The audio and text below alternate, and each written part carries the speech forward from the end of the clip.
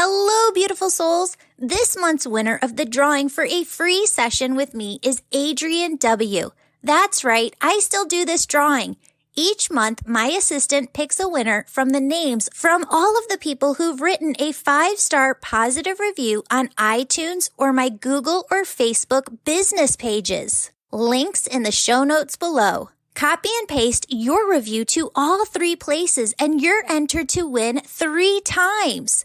Don't forget, email me a screenshot so that we know how to reach you when you win. Friends, an additional 16 winners for free sessions with students of the Angel Reiki School were also picked.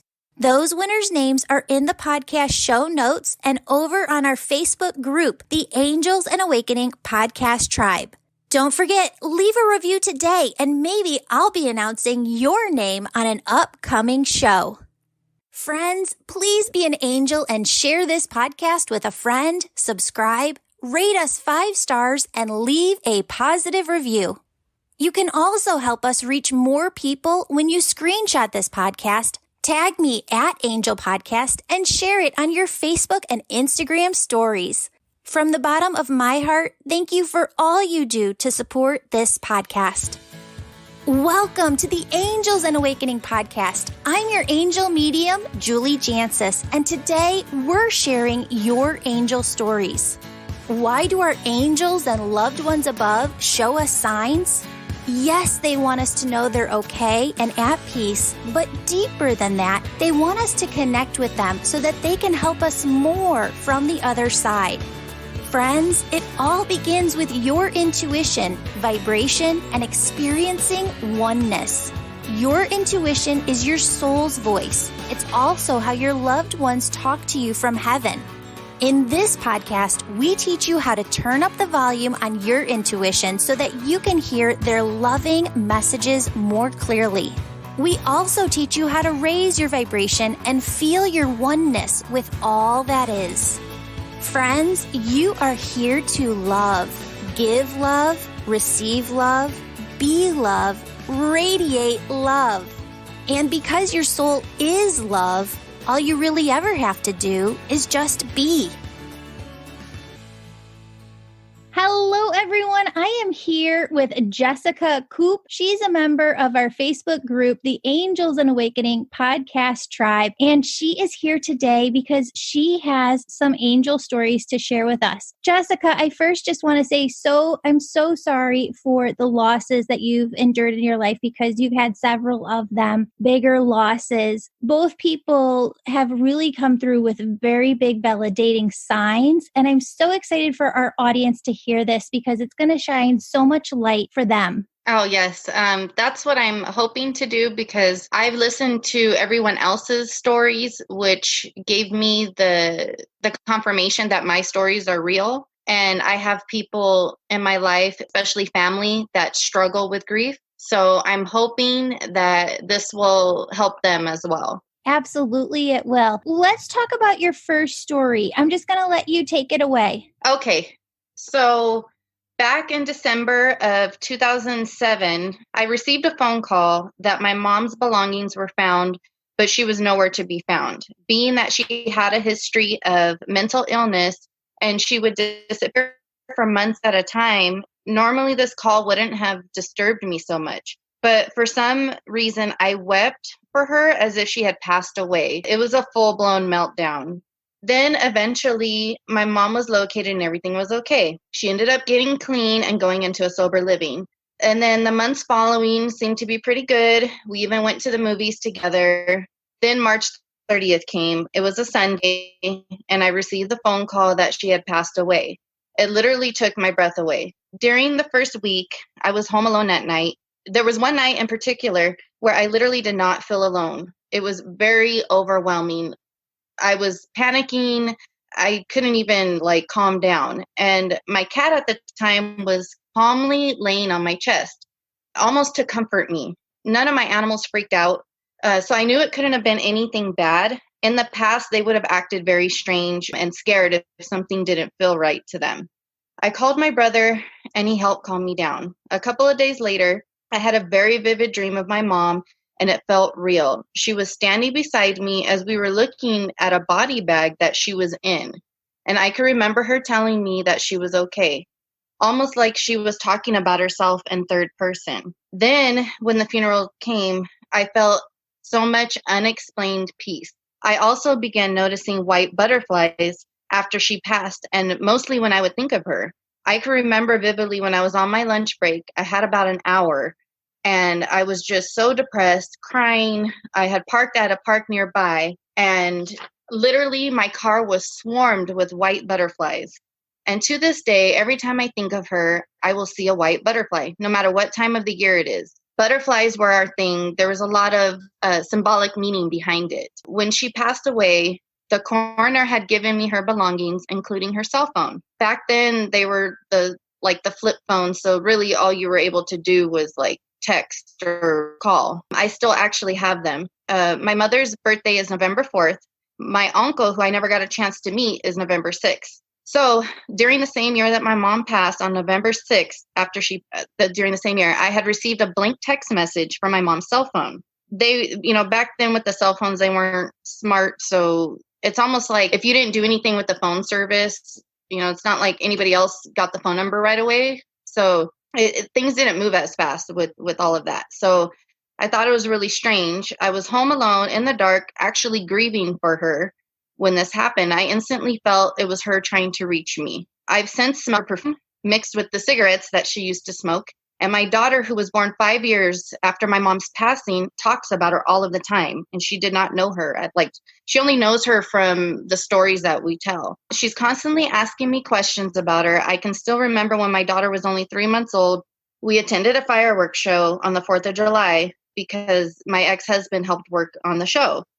I had been going through, I guess it must have been postpartum depression or just missing my mom and just having all the fears of a new mom. And so I was having a really hard time. So even getting out of the house was really tough for me because I loved my daughter and I even did in vitro to have her and everything, but I felt such a heaviness in my heart. So long story short, I could remember, we were sitting in the car and I was crying for missing my mom so much. And out of nowhere, our song played over the intercom where the music had been playing for everybody. So it was 4th of July. It's fun music. It's all the, it's not any random song that would play. It was an oldies song called Angel Baby by Rosie and the Originals, which like I said, for the 4th of July, I don't know why they would play that, but that song came on out of nowhere during the time when I was overwhelmed and crying. And instantly I felt the peace of my mom and I had such a good cry and I ended up feeling better after that. And it wasn't a coincidence to me because my mom was also very empathic despite all her mental illnesses and her alcoholism and just rough upbringing. And because when she was younger, she lost my uncle that I never got to meet. And she used to tell us that, she was really, I think she was 17 when he passed or something, and he was 19. And she used to always tell us that it took him 3 days to get to heaven. I guess she would walk around depressed, shoulders slumped over, just all sad and everything. And one day he came to visit her in her room. And he said that he was fine. And that it literally took him 3 days to get to heaven. And after that, she was like a whole nother person. And my Grammy also, her mom also said that she used to hear music playing out of my uncle's bedroom. And after my mom had that dream, she didn't hear the music anymore. Yeah. So my mom, and I was, we were young when she would tell us this. So, and I've always experienced things my whole life. Just knowings more so. And so when she told us that, like, I always thought about it, like, and when I would stay the night over there, I would always feel a presence and it never felt bad, but I felt something. So now, now that I'm going through this, like, it kind of explains what was going on, I guess. Yeah. Yeah. Can I ask you a couple questions first? What mental illness did your mom struggle with? So I was told that she was manic depressive bipolar. My mom was adopted. And so was my uncle that I never got to meet. And they were adopted from separate families. So she had a rough upbringing because she felt like she never belonged. Mm-hmm. And she always wanted to find out who her real mother was. So I guess my biological grandmother was 16. She got pregnant by like a sailor who was like, I think probably in his early 20s. So back then in the 60s or whatever it was, they basically put my biological grandmother in a hospital to have my mom and give her up. So my mom struggled with that, but I guess at an early age, probably around 12, she was always rebelling, and she had some things happen to her. She was raped. My uncle, was killed, and I guess her upbringing with my Grammy was kind of rough, so they diagnosed her, and so they kept putting her on different medications. But it's weird because she was such a loving, non-judgmental person. Like, she loved animals, people. She just was lost at times. Well, and there's different things that can happen to us where they tie us into these different mental constructs that take a long time to work through. And she was very, like you said, empathic. I see that. She was also just born as a more highly sensitive soul. And to go through all of that on top of who she was as a soul was just too much. So, this is something that she wants to talk about because I think that you worry sometimes about, it getting transferred, and she needs you to know that it doesn't. It stops with her because you broke the chain. Okay. And so she needs you to know that this is not going to impact your daughter. This isn't going to impact anybody else in the family. Okay. Okay. This was I needed to hear that. Yeah. Does that give you some lightness in your heart chakra? Yeah, you have no idea, Julie. Sorry. That's okay. It's something that I worry about because of just myself and just like all of my doubts and fears behind just the whole spiritual awakening, just my anxiety that I've dealt with recently over the past like year and a half. Yeah. It's just made me feel crazy, and I know that I'm not, but it's that fear of like, I don't want to put my daughter through that, And Jessica, what age are you? 35. Okay. Don't think I'm crazy here. Okay. Just trust me on this. What Okay. your mom is showing me is that they're two completely separate paths. They're totally unrelated. What you're feeling is, have you ever heard that you can go through, I think they call it perimenopause, 10 years before you actually start to go through menopause. And what happens is the hormones start to shift. Kind of, the energy is a lot like when we're first starting to get our hormones in third or fourth grade before we, get that first monthly friend. And you're learning just how to control it because if the hormones are so different. That's what happens again energetically. You can feel it as you're starting to go through perimenopause. There's no regulation to it. It's just, 1 month can be really great, but the next month totally you feel off. Yeah. Wow, Julie, you have no idea because I've actually been having a lot of issues with my hormones and my cycles over the past 2 years. Okay. And the whole reason I had to do in vitro to have my daughter is because I have diminishing ovarian reserve. Okay. So it makes sense what you're saying. Awesome. Now there's another point to this that she wants to come in about, and I hear what you're saying, but have you and your husband talked about having a second child? Yes, actually, because I'm no longer with my daughter's dad. So I'm in a new relationship and he doesn't have any children. And, we've talked about it, and my daughter would like to have a sibling and I would like to have one more. And we're actually currently, I just started acupuncture to try to help because my only infertility issue is my egg. So if I don't have an egg, I can't conceive. I can carry, everything else is fine. So, but we just can't afford to do in vitro right now. So we're just trying naturally. Okay. I want you to look into, and I know nothing about this. Okay. I just know that the letters that she's spelling out on the other side, IUI, would that be relative? Yeah, I know exactly what that is. Okay. So I just want you to look and see if that would be covered by your insurance, because I was praying on your energy about, a half an hour before we started the call. And she kept saying, she kept showing me that you guys might want to have a second child.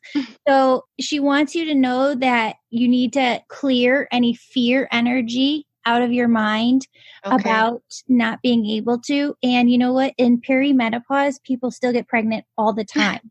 Okay. Right. So I just want you to think of it not as menopause, but as a really high shifting of the hormones. A shifting of the hormones in a way that you can't look at it and determine how it's going to be on any one day. You know what I mean? It's so true. Yes. So, and we're all in the same boat, girlfriend. Okay. There's a lot of us going through it. So what I want you to do is look at IUI. I want you to know that fear thought within your head that says, I'm not going to be able to get pregnant. It was too hard to get pregnant last time. It's not going to happen again. Or maybe sometimes it says it happens for other people, but it doesn't happen for me. Right? I want you to create, because we hold energy within our auric field. I want you to create a recycling bin within your auric field. Okay. And I want you to just see this stationary recycling bin in your auric field. And you have, an agreement with God that any energy you take out of your being and put into this recycling bin in your auric field, it doesn't go into the earth. It doesn't go anywhere else. God and the angels come and take that energy and transmute it into love and peace energy. Okay? Okay. So that's the agreement. Anytime you throw anything in there, God just transmute it to love. Okay. And what I want you to do is just start noticing your thoughts and your feelings, okay? So that when you feel like, man, this is just never going to happen for me, you say, nope, that's a thought. I'm not going there. I'm going to imagine energetically scooping that thought up and out of my mind, throwing it in that recycling bin. And instead, I want you to, if that second child is what you want, I want you to imagine yourself taking pictures at the hospital as you guys are leaving because everybody's healthy, and see your daughter right there holding the baby, taking pictures. You have to daydream in the future as if it's already happened so that you attach and draw that energy to you. Okay. So that's what she just needs you to know. That's what she needs you to see. So, Jessica, what your mom's showing me, too, is that your daughter, she never met your daughter, correct? Because what she's showing me is that she did meet her and spend time with her in heaven on the other side before she came here when your daughter was born. And what she also shows me is that your daughter never really forgot her, that she has always felt her with her, maybe like an imaginary friend. Is that right? Yes, it is. My daughter has always told me that her grandmothers brought her to me. So my mom and her dad's mom. Yeah, that's amazing. She talks about her all the time. And I think the reason why I get so worried and upset about, my mother's life and just everything is because my daughter talks to me about how she says, Mom, you miss your mom, huh? And she asked me, how old were you when your mom passed? How old was your mom?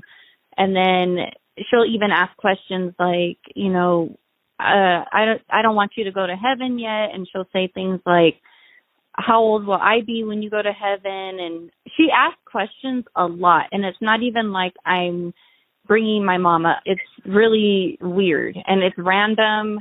And it's just like she just almost feels concerned for my sadness for not having my mom around. Yeah. And it doesn't mean that you're going anywhere, okay? So don't take it on as that. It does mean that she's kind of working through that herself. Sometimes it can also mean that she's just really trying to understand the concepts on life and death on a deeper level. So it's that too. Friends, I am so excited to announce that we took all of the information from the 2 e-courses that we've run earlier this year, the Angel Communication e-course and the Manifestation e-course, and we put it into a beautiful package for you to take anytime. If you sign up on our website to take one of these courses, what you're going to get is a beautiful workbook where you have all of the information and different places to write down what you're experiencing as you go through the course. And my friends, in the Manifestation e-course, there is over 5.5 hours of content videos for you to learn from. In the Angel Communication course, there is over 6.5 hours of video content for you to learn from. And we are getting such amazing feedback from people who are saying this is so life-changing to be able to hear, feel, see, talk to, and overall in general communicate with your angels. And in the other e-course, we are having so many people email in about the beautiful things that they are manifesting and co-creating in their lives. Friends, if you need help with these things, these e-courses are available for you to take anytime. If you want to support this podcast, please take one of those e-courses, book a one-on-one session with me where I'll bring through messages from your angels and loved ones on the other side. Or you can also take the Angel Reiki School. We have the next school coming up May 2nd and 3rd where you'll become an Angel Reiki Master Teacher. If you want to learn all about what's included and how you're going to develop your unique spiritual gifts there, how you're going to use those unique spiritual gifts in your life, stay on for the very last 3 minutes of this podcast where we're going to go over all of those details about the school with you. Thanks so much for listening. Now let's jump back into the show. So you had a visitation dream with your mom. Tell us about that and tell us what it looked like to you. Do you remember things from the other side? What was the environment surrounding you? Were the colors the same as here or were they more vibrant? Talk to us about that dream. It felt like it was here, except for it felt brighter. It was outside. It was almost like, I don't know if like she was on one of those gurneys in the bag, in the corner bag, because I knew she was in the bag, but I didn't see her in the bag. It was like it was already zipped up and everything, but she was standing next to me, but I didn't see her, like physically see her. I just knew she was there, and so I didn't see her speak the words to me, but it was almost like she was being transported somewhere on the gurney in the bag. But in my dream, she was telling me that she's okay, that everything's okay, like that she was at peace. And now that I think about it, now that you're asking me these questions, I didn't physically see her telling me these things. I just knew it was her. Okay. Yeah, and that happens a lot where we maybe feel their presence instead of see their presence. And that's okay. Mm-hmm. It still is a visitation dream. Jessica, you see butterflies all the time. When did you first start seeing butterflies? And tell us more about the experience of you seeing butterflies like swarm and surround your car. So I did not start seeing the white butterflies until after she passed away, like that week. When she passed away, like I don't even know, it was outside of my house, and I would see it. And then I noticed every time I was thinking about her, I would see one. And they're white butterflies, not any other butterfly, just specifically like the little white dainty butterflies. And I thought, man, like this has to be a sign. Like it was just something I felt in my heart, because we had that connection with butterflies, but it wasn't necessarily of any certain color. But I noticed that that's what would come to me when I was grieving so much for her. And that day when I was at lunch and I went to the park and I was just trying to grieve, away from people. And I remember it like it was yesterday, like literally they just came at my windshield. Like, I felt like hundreds of them. And they were just all a bunch of beautiful white butterflies as I'm just sitting there talking to her, crying my eyes out. It was so peaceful. And at the same time, it just brought me to so many tears. I don't really know how else to explain it, because that's never, like, I just don't think that really happens. I know they're everywhere, but for them to all just be that one color and just, I don't know, it's almost like a huge sign for me, like a huge rush of love maybe, or just comfort. I don't know. But it was beautiful, and I remember it like it was yesterday. It was like 9 years ago. I love it so much because I've heard of people seeing bigger signs, but this is a huge sign. And I've never heard of somebody having hundreds just like come in. What she wants you to do is every time, because you still see the white butterflies, but when you see them, ask yourself, what was I just thinking about? And know that she is trying to connect with you on that, to let you know that she is helping. She's there with you on that, and just validating that you're on track. Okay, definitely. Wow, that's like amazing. I wanted to ask if I'm able to also share anything about my brother, or is it? Yes, let's share that story. You've got wonderful angel stories that you have shared with your brother, who's also on the other side. Take it away. Okay, so for one, I just kind of want to make it clear that he has a different mom. We have the same dad. So, but also, like, he knew my mom and my mom knew him. So I oftentimes wonder, like, if they're on the other side together or not. I don't know. But I kind of just wanted to put it out there that my mom that passed away wasn't his mom. I don't know if that makes sense. Yeah, absolutely. Okay. So let's see. With my brother, Jack, I've actually, and I still have, I feel like he's so strong. And I feel like, and I could be wrong, but I feel like my mom kind of stepped back sometimes from showing me things, because I think she understands how much I'm grieving for my brother, even though it's been almost 4 years. I feel like she lets him come through, because he comes through so strong. So the ones that really stick out to me, I'll just read. Okay, so the day after he passed, my daughter, who was 2 at the time, was trying to sleep and kept trying to push someone away who was messing with her. This is something he would always love to do with her. He loved her so much and played with her a lot. So that was kind of the first sign following after he passed. In the months to follow, my daughter would start talking to someone in the back seat after I picked her up from daycare. And at the time, her language, or like, she wasn't really doing like clear, full on sentences, because she was only 2.5 when he passed. She would, talk to somebody in the back of the car, and I would ask, who are you talking to? And she would say, Jack. And one time we pulled up to the house, we were getting out of the car, just a normal day. And I heard her say, come on, Jack, let's go. And then one day when I picked her up from her new daycare, her teacher asked me who Jack was. And I asked why. She said that my daughter has a pretend friend because she saw her playing and talking to herself, and she asked her who she was talking to, and my daughter said Jack. I literally couldn't hold back tears. Her teacher had zero clue about my brother's passing. So that was like a huge sign for me. So he passed away in August of 2015.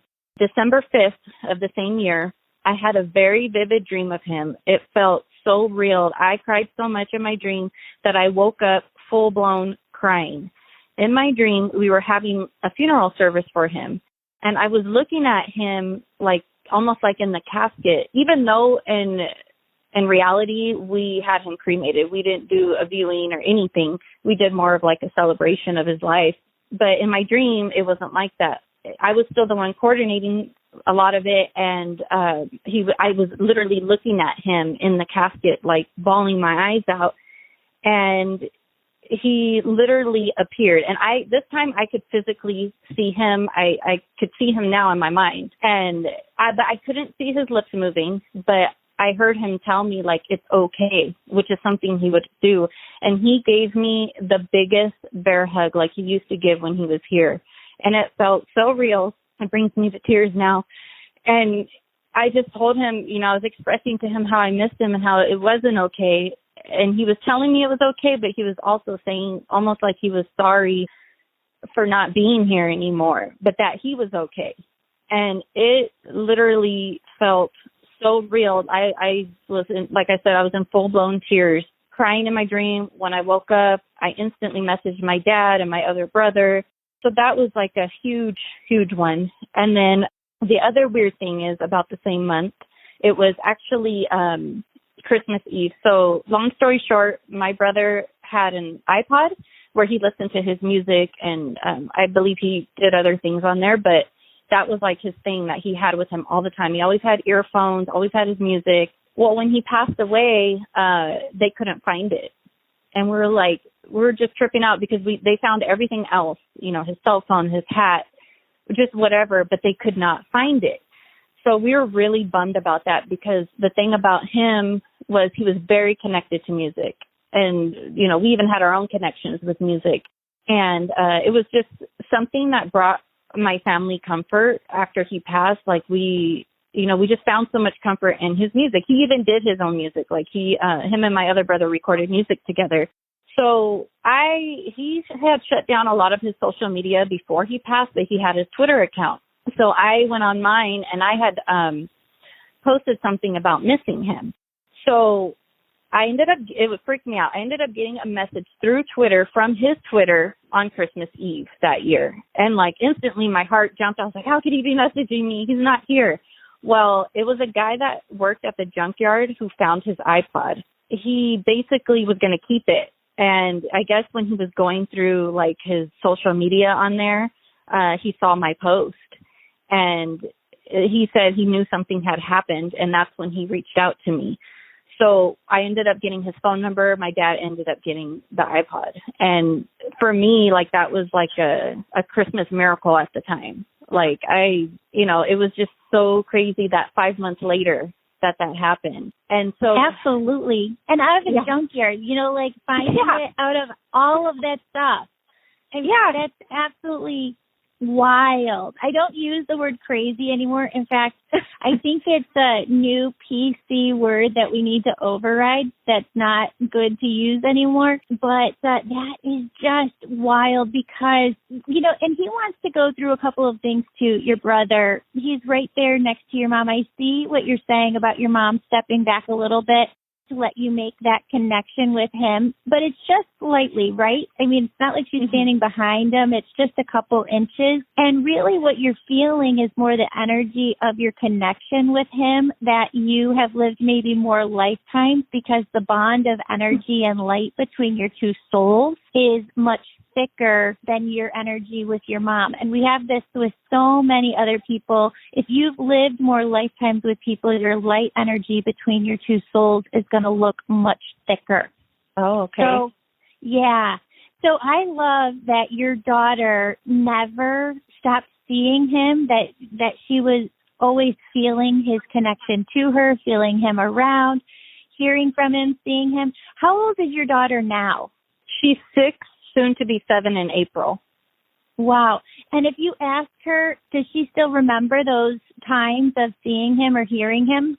She is kind of a free spirit. So when I ask her questions, she kind of was like, Mom, why are you asking me these things? Or like, I don't know, Mom. Like she just kind of carefully, like she doesn't think about it deeply like I do.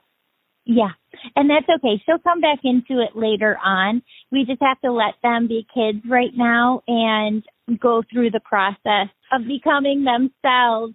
And then, when they're ready, they will come back to it. But he wants you to know just how proud he is of you from the bottom of his heart and just all that you've been able to do. Was your parting with your ex after his passing? Yes.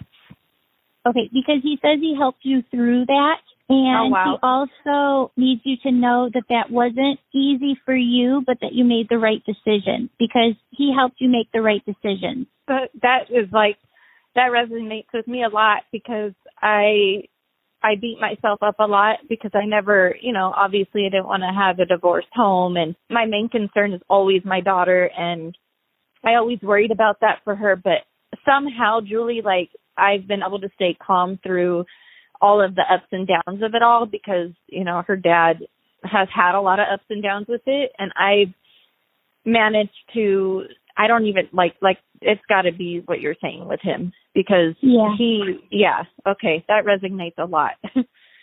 Well, let's talk about one other thing. He wants to talk about how he passed. Okay. How did he pass? So we don't have a lot of answers. The only thing we know for sure is that it was his night off of work, and he was hanging around with some girl that he might have been not serious with, but hanging out with, and they were partying. They went to a bar, and then I was told, I don't know if any of this is true, but this is what I was told by the girl that was involved that night. They went to a bar, they drank, and then supposedly they also did some coke at somebody's house. I don't think it was a close friend of his. It was just a mutual person. And then from what I'm told, he took off in his truck by himself. And up here where we live, it's like the desert. So there's a lot of like open dirt roads. And I don't know how he ended up on the road he ended up on. It was a road that started off as asphalt and turned into a really bumpy dirt road. And basically he hit, from what we understand, he hit the side, like it's like soft dirt, but kind of hard. And like he hit that and the truck flipped and landed on him. That's pretty much what we know from the report, but we don't know. We have no closure as far as any details behind it. Like what we know after the toxicology report that yes, he had way over the limit of alcohol in his system. And then obviously the coke, which I'm being told that can make you feel invincible. So I don't know. That's all we know. We don't know if any other car was racing with him. I don't see any of that. I don't Okay. see any of that. I don't see him around anybody else too when he passed or when this happened. I just see he was coming in apologizing and saying that he needed you to know how sorry he was. He just makes me feel like you guys were such close soul friends. And he says, I just need you to know that I would never have left you on purpose. And I would never have even put myself in harm's way. He said, I really didn't ever believe that anything like that was going to happen. Your mom was right there when he crossed over, but he makes me feel like he was very stunned and shocked at the time.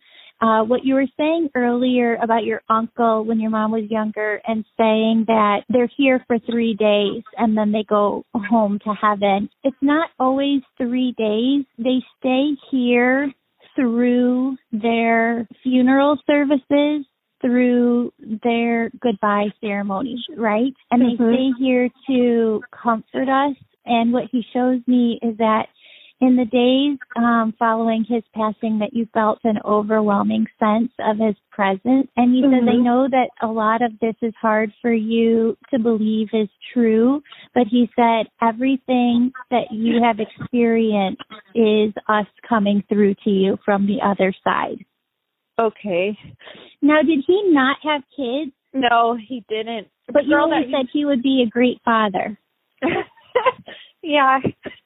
Okay, because he needs you to know that his kids are on the other side with him, that he didn't come with them in this lifetime, because he says your mind goes to this place where you think, well, if he was here, he would have had this, or he would have had this, or he'd be in this place in his life.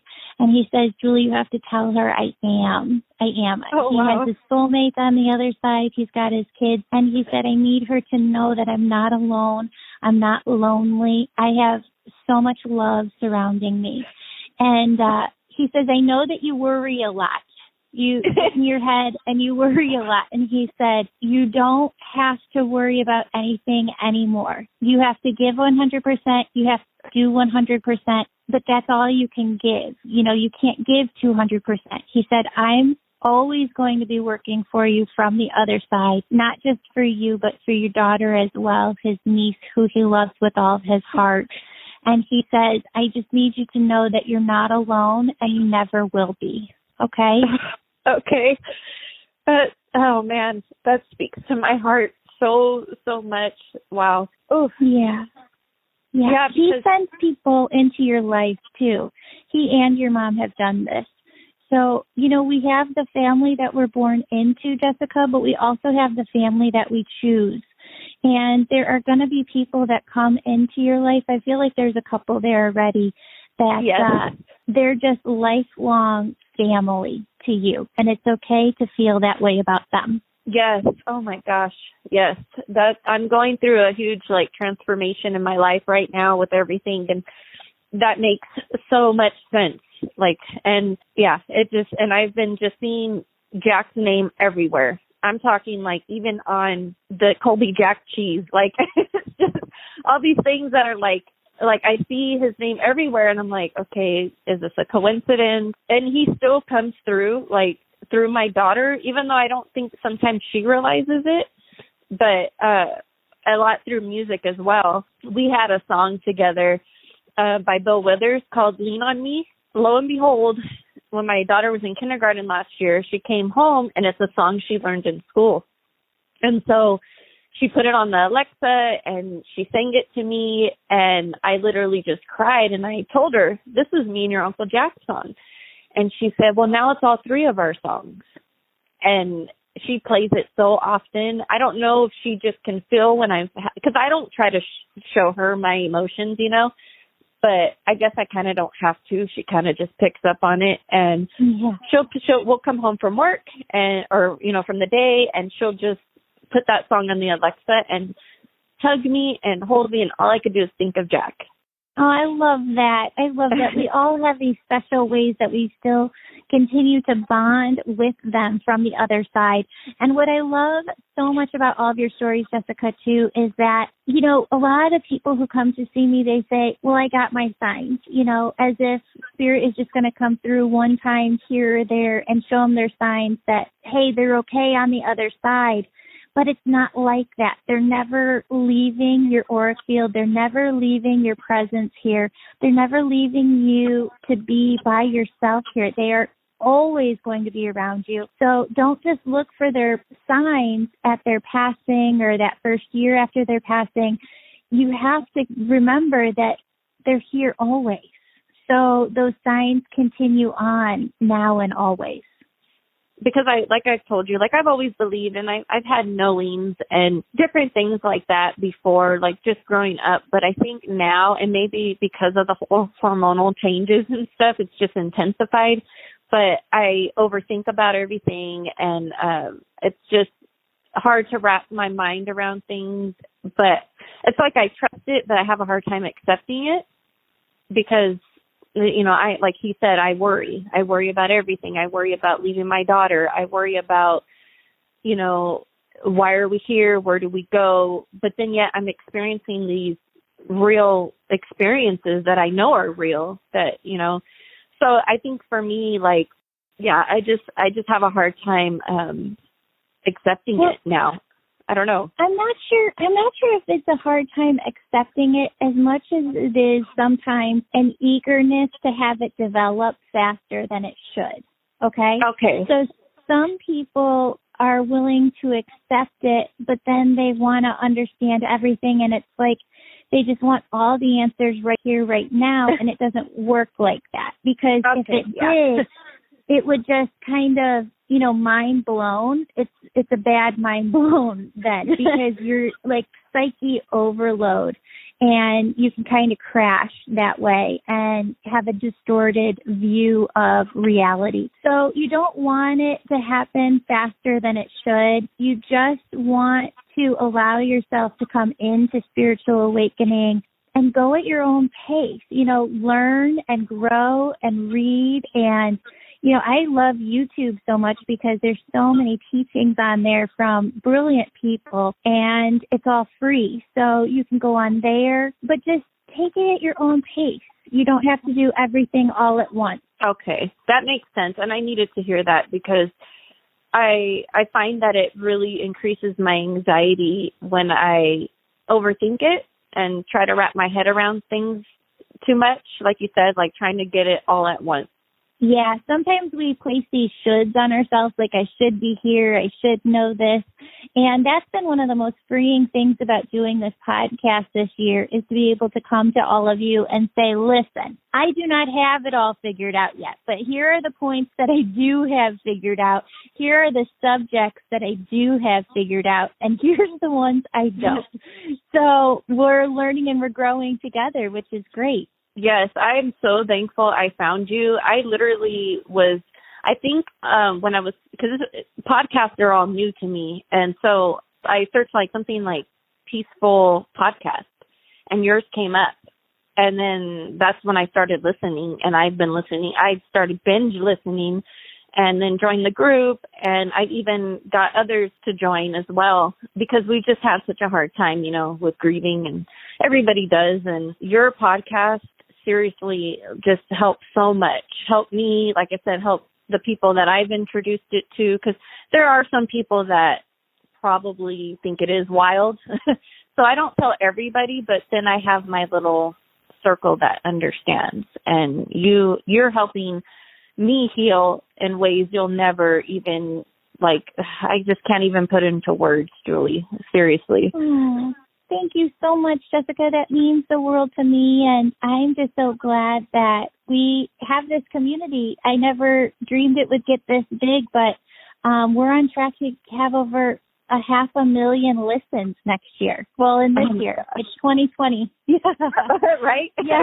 Yeah. Oh my gosh, that is amazing. So I'm just grateful to everybody out there that you're receiving benefit.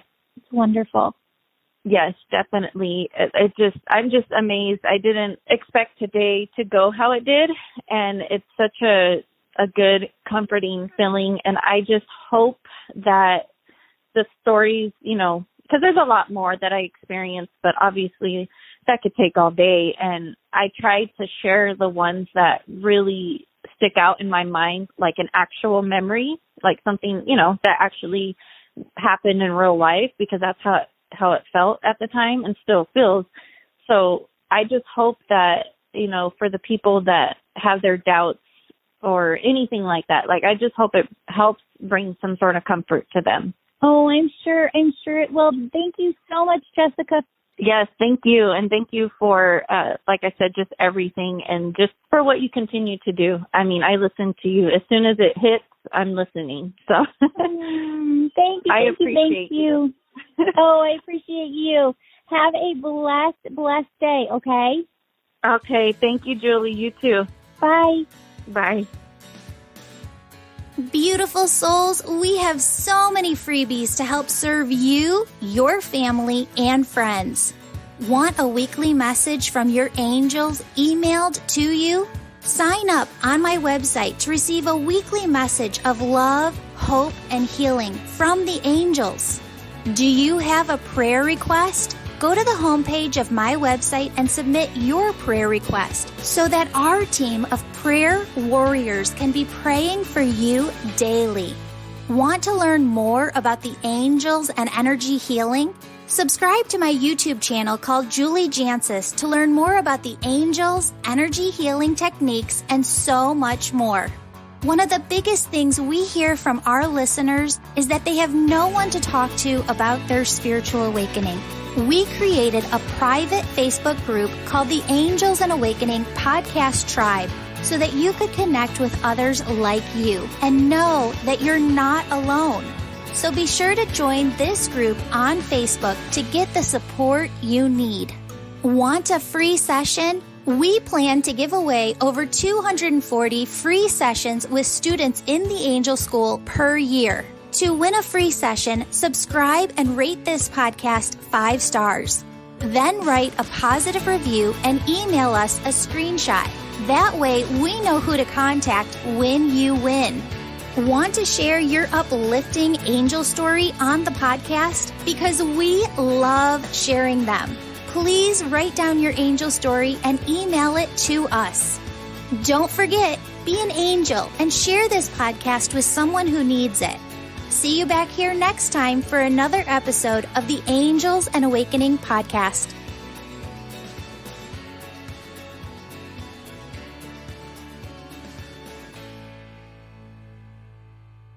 Friends, if you feel the calling to be a healer or to learn more about energy so that you as an empathic person, as a highly sensitive person, can learn how to clear out your own energy, If you really feel called to take action and become a healer to fulfill your soul's purpose in this lifetime, then the Angel Reiki School is so for you. Imagine what your life would be like when you know how to use your unique spiritual gifts, whether that's connecting with angels, mediumship, intuition, seeing color, or really having the power to heal with your hands to help others make huge changes in their lives. We have an upcoming Angel Reiki School on Saturday, May 2nd and Sunday, May 3rd. This is held at the Hilton Doubletree in Lisle, Illinois. We get together all day Saturday from about 8:30 a.m. until 4:30 p.m. and we are working all day long on helping you develop your spiritual gifts,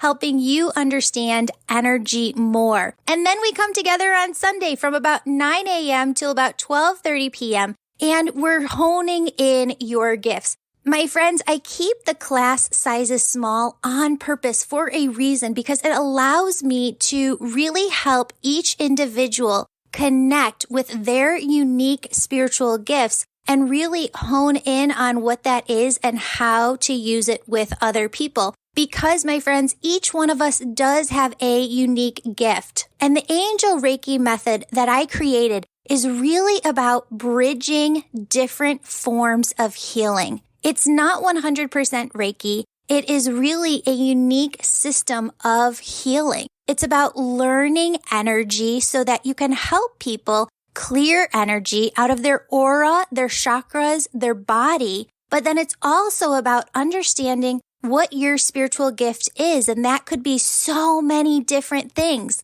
But once you understand your unique spiritual gift, you can use it to help that person go even deeper into their healing. So that's what the Angel School is. It's really a bridge of both energy healing and you developing your unique gifts so that you know how to use it to not just help yourself, but to help others as well. Friends, I was called to create the Angel Reiki method during a vision where I saw Spirit showing me how the planet will come to a place of peace. Spirit says that the 7.5 billion people on Earth will not come to a place of peace using the same healing path, but instead by healers rising up and creating new paths of healing based on their unique spiritual gifts. Friends, if I hadn't listened to the little voice calling me to become a healer, I would still be working in corporate America miserable. And what Spirit wants you to know is that you have to listen to your heart. Because when you are called to be a healer,